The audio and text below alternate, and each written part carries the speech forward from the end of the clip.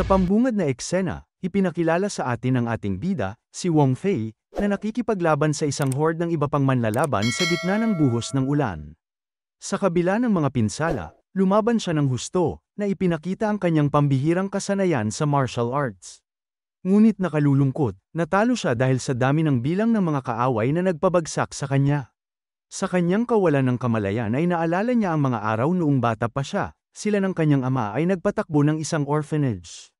Isang araw, nakakita sila ng isang batang lalaki na nagngangalang Perry, na nahimatay dahil sa sobrang panghihina. Dali-dali nilang dinala siya sa kanilang orphanage at pinagamot. Sa panahong yon, hinimok ni Wong ang batang walang malay na gumising. Nangako rin siya na poprotektahan siya, na sinasabing hindi siya magagapi. Ang eksena ay mabilis na sumulong sa ilang taon na lumipas, na naglalarawan sa pinakamadilim na panahon ng bansa. Ang mga paghihimagsik, digmaan, problema sa ekonomiya at pagsalakay ay humantong sa mabilis na paghina ng dinastiyang Qing. Hindi mabilang na buhay ng tao ang namatay sa dagat dahil sa hindi ligtas na mga panganib sa trabaho at tiwaling kapitalismo. Pagkatapos ay lumipat tayo sa Huangpu Harbor, na kinokontrol ng dalawang malalaking grupo, ang Black Tiger at ang North Sea.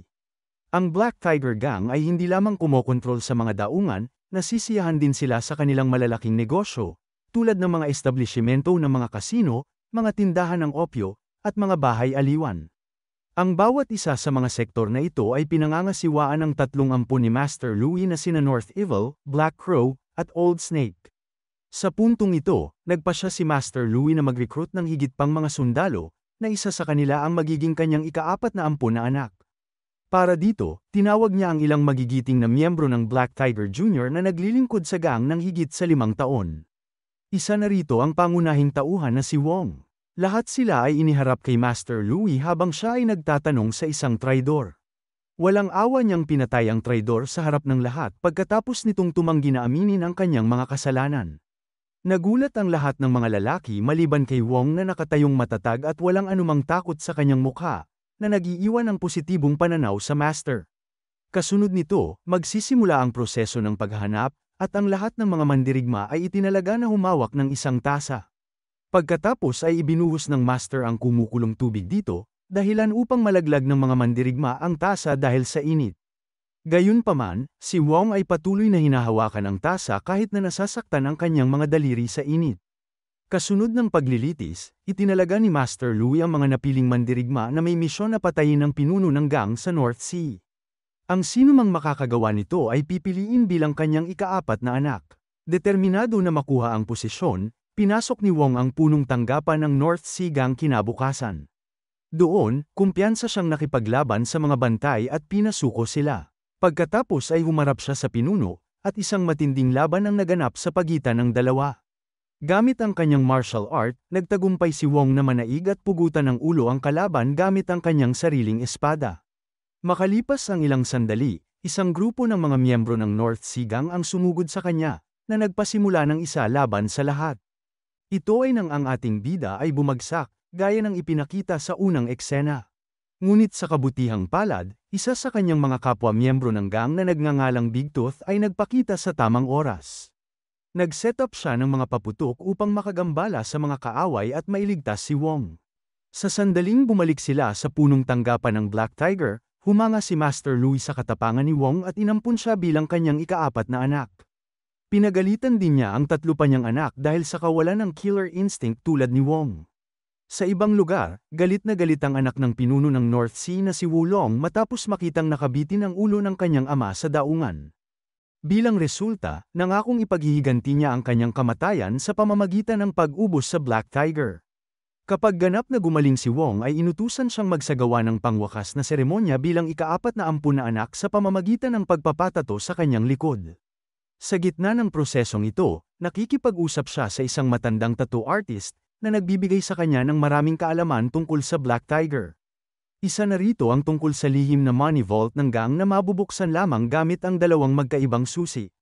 Ang 2 susi na ito ay hawak ng 20 na anak na may pinakamaraming kumikitang negosyo. Sa kasalukuyan, ang mga susi ay hawak ng Black Crow, na kumokontrol sa negosyo ng pagsusugal, at Old Snake, na nangangasiwa sa negosyo ng prostitusyon. Ang unang gawain ni Wong bilang ampu na anak ay pangunahan ang kanyang mga tauhan na salakayin ang teritoryo ng North Sea. Nagwagi sa labanan, nang matagumpay na kinuha ng Black Tiger ang daungan. Ngunit sa gitna ng kaguluhan, kahit papaano ay nakatakas si Wulong. Kasunod ng tagumpay na ito, ang lahat ay nagsimulang matakot at respetuhin si Wong.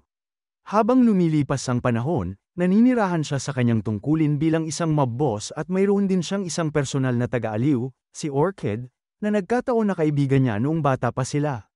Isang gabi, sinamahan ni Wong ang natitirang 3 anak sa hapunan na lahat ay natutuwa sa kanyang tagumpay, maliban kay North Evil na tila nagseselos. Sinubukan pa niyang magudyok ng away ngunit pinananatili ni Wong ang kanyang pagiging presko at piniling huwag pansinin ito. Kinabukasan, nakilala ni Master Lu ang kanyang mga kasosyo sa negosyo sa ibang bansa, na humihiling ng 300 manggagawa para magtrabaho sa ibang bansa. Sa kabila ng limitado na manggagawa, sumang-ayon ang Master. Pagkatapos ng pulong, inutusan niya ang kanyang mga tauhan na akitin ang mga manggagawa sa Northern Port para sa isang malaking bayad. Bukod sa lahat ng ito, si Wong ay palaging may mga bangungot tungkol sa kanyang nakaraan. Isang gabi, habang nakikipag-usap kay Orchid, ipinagtapat niya sa kanya ang buong nakaraan niyang kwento, na pinutol ang eksena sa isang flashback. Isang araw, nakikipaglaro siya sa kanyang mga matatalik na kaibigan sa orphanage, na sina Perry, Little Fa, at Chun. Noong panahong yun, puwersahang kinidnap si Fa ng isang miyembro ng Black Tiger Gang para ibenta sa isang mamimili. Nang malaman ito ng ama ni Wong, agad siyang umalis upang hanapin ang bugaw. Ngunit pagdating niya sa lugar, nalaman niyang naibenta na ang dalaga. Nakilala rin siya ng Black Tiger Gang dahil nasugatan niya ang isa nilang tauhan kanina. Dahil dito, naghiganti sila sa pamamagitan ng pagsunog sa orphanage. Ginawa ng ama ni Wong ang kanyang makakaya upang mailigtas ang lahat ng bata, ngunit kinailangan niyang isakripisyo ang kanyang buhay para dito. Sa galit, pumunta sina Wong at Perry sa tirahan ng miyembro ng Black Tiger para gumanti. Ngunit nalungkot sila nang malaman na ang taong gusto nilang patayin ay pinatay na ng iba. Sa resulta, ang dalawang magkaibigan ay kinuha ng isang monghe, na nagsanay sa kanila sa loob ng maraming taon sa martial arts. Pagbalik nila, bumuo sila ng grupo na tinatawag na Orphan Gang. Pagkatapos ay nanumpa silang ipaghihiganti ang pagkamatay ng ama ni Wong gayon din ang lahat ng kanilang mga magulang na naging biktima ng grupo ng Black Tiger. Simula noon, gumawa si Wong ng mga paraan para makalusot sa gang ng Black Tiger, si Orchid ay nagpanggap na isang patutot, habang sina Perry at Chun ang nanguna sa gang ng mga ulila. Dito, ipinahayag na si Wong ay sumali sa Black Tiger's gang upang sirain ito mula sa loob. Ngayong nakuha na ni Wong ang mga kinakailangang impormasyon tungkol sa Black Tiger, lihim nilang inihatid sila ni Orchid sa iba pang miyembro ng ulilang gang. Pagkatapos ng ilang taon ng pagpaplano, sa wakas ay handa na silang isagawa ito. Isang magandang araw, tinambangan ni Perry, Chun, at ng kanilang mga miyembro ng grupo si Old Snake para sa isa sa mga susing taglay nito. Dinala nila siya sa isang liblib na lugar kung saan siya pinahirapan at pinatay. Kasunod nito ay kinuha ni Chun ang susi sa kanyang bulsa, kinopya ito at ibinalik. Kalaunan ng gabing yon, inihatid nila ang bangkay sa punong tanggapan ng Black Tiger na may kasamang mensahe, parurusahan ang kasamaan. Si Master Louie ay hindi natutuwa sa mga nangyayari, ngunit natuwa nang makita ang susi ay hindi nakuha. Pagkatapos ay pinagkatiwala niya ito kay North Evil, na sinasabing pangalagaan ito bilang sekreto. Sa sumunod na eksena, nakipagkita si Wong kay Perry sa isang ilog na nagpapanggap na manghuhuli ng isda. Kinuha niya ang duplicate ng susi bilang bahagi ng pangalawang plano. Sa gabi, pumunta si Wong sa kasino, kung saan binabantayan ni Black Crow. Patuloy siyang nagsusugal at sinasadyang matalo ang lahat ng laro. Dahil wala siyang pera, humiram siya ng 3,000 silver coins mula kay Black Crow, ngunit mahigpit na tumanggi ang lalaki.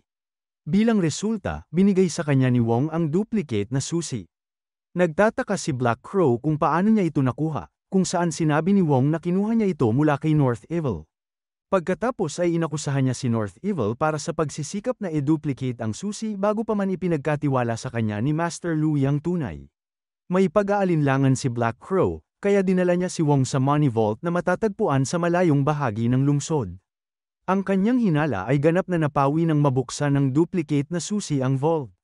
Pagkatapos, pumunta si Wong sa lugar ng pangingisda at muling nakipagkita kay Perry. Ipinaalam niya sa kanya ang tungkol sa lokasyon ng vault, at nagsimula silang magplano ng kanilang susunod na hakbang. Kinaumagahan, nagkunwari si Chun bilang isang tagalaba at pumasok sa lugar ni Wong. Nandito siya para ihatid ang mensahe tungkol sa kung kailan isasagawa ang kanilang plano. Sa proseso, nakita ni Chun si Orchid na nananatiling malapit kay Wong, na nagpaparamdam sa kanya ng selos. Dito ay malalaman natin na sa simula pa lang ay may gusto na sina Wong at Chun sa isa't isa. Gayunpaman, alam ni Wong na gusto rin ni Perry si Chun, kaya't itinatago niya ang kanyang nararamdaman sa kanyang sarili. Sa parehong gabi, ipinakita ni Master Louis kay Wong ang kanyang koleksyon ng mga espada. Kahit papaano ay nakuha ni Wulong ang impormasyon na walang mga bantay, kaya naglunsad siya ng pag-atake sa kanila. Hindi nagtagal, isang matinding labanan ang naganap sa pagitan ng dalawang partido. Hinarap ni Wong ang pinuno, habang si Master Louis ang humahawak sa mga alipores. Mukhang matindi ang laban ni Wong at Wulong, dahil pareho silang nagpapakita ng pantay na husay sa espada. Ngunit sa kalaunan, nagtagumpay si Wong at nakakuha ng kalamangan na humawak sa kanyang espada. Ayaw niyang patayin ang lalaki, ngunit sinipa ni Master Louis ang espada mula sa likod, na tuluyang nagpatahimik kay Wulong. Samantala, sinisimulan na ng ulilagang ang kanilang riot sa pamamagitan ng pagsunog sa mga tindahan ng opium. Dumiretso din sila sa Money Vault at pinasuko ang mga bantay doon.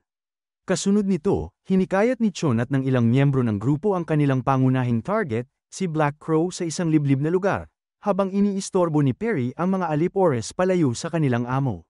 Hindi nagtagal, napansin ni Master Louis ang apoy mula sa malayo, kaya agad niyang inutusan si Wong na suriin ito. Ngunit sa halip na pumunta sa lugar ng apoy, si Wong ay pumunta sa liblib na lugar kung saan nakulong ni Chun si Black Crow. Walang pag-aaksaya ng oras, tinapos nila siya at ginawang parang pinatay siya ni North Evil. Ngunit sa kasamaang palad, si Perry ay natalo ng maraming mga alipores, dahilan upang siya ay mahuli. Nang maglaon, nang bumalik si Wong sa punong tanggapan, nabigla siyang makita ang kanyang matalik na kaibigan na nakagapos at pinahirapan. Hinihiling ni Master Louis ang kinaroroonan ng kanyang mga kasama, at ibinunyag ni Perry na ninanakawan nila ang vault ng pera. Sa isang estado ng gulat, ang Master ay nagmamadali sa lokasyon ng vault, at natuklasan na ang orphan gang ay nakapasok na sa vault at namamahagi ng mga kayamanan sa mga mahihirap na residente. Sa puntong ito, naisip ni Master Louis na may traidor sa kanyang gang. Sa kabilang banda, may huling pakikipag-usap si Wong sa kanyang matalik na kaibigan.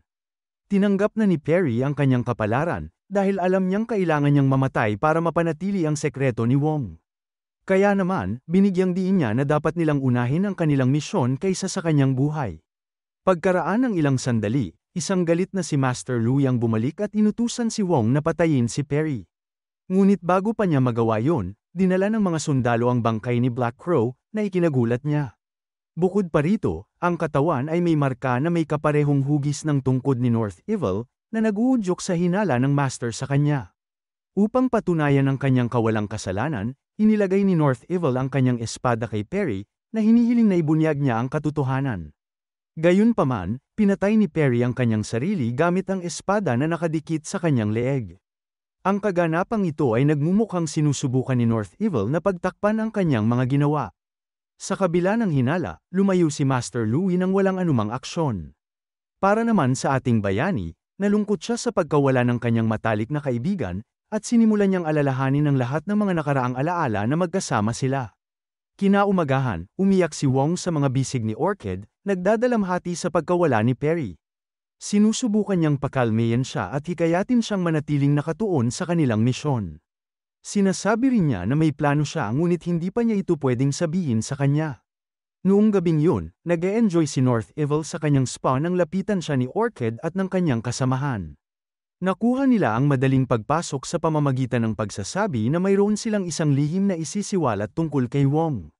Pagdating sa kwarto, isiniwalat ni Orchid na si Wong ang nagnakaw sa vault ng pera at pumatay kay Black Crow at Old Snake. Higit pa rito, isiniwalat niya na ang kanyang tunay na pangalan ay Fa, na ibinente sa brothel na ito noong bata pa siya. Sa impormasyong ito, nakuha niya ang kanyang tiwala at sinimulan siyang akitin.